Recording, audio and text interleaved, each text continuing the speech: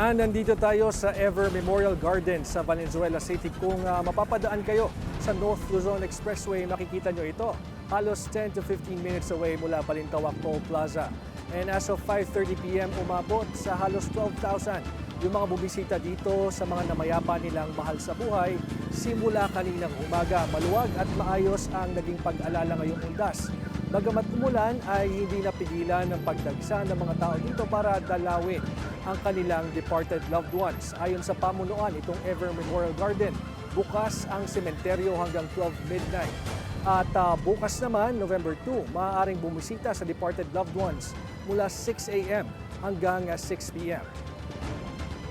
Quiet and peaceful naman. Ikinalat po namin yung 10 kapulisan natin na nagro-ronda together with force multiplier.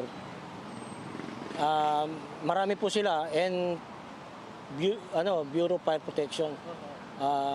Tinulungan po nila tayo. So meron po kami ng mga taong naka-designated para in case na may mga may mga naghahanap kung saan hindi po sila mahirapan. So talagang sinasamahan po namin. Punta dito siguro mga 8 ng umaga. Tapos hindi naman namin nakalain na lalakas ang ulan. Alam namin pag ganitong umaambon-ambon lang. Ang problema, umulan talaga siya, as in. Di nabasa kami, naligo kami lahat, nakatuyo na kami sa init. So far, maluwag ang daloy ng trapiko sa NLEX mula Balintawak Interchange hanggang dito sa May Lawang Bato exit.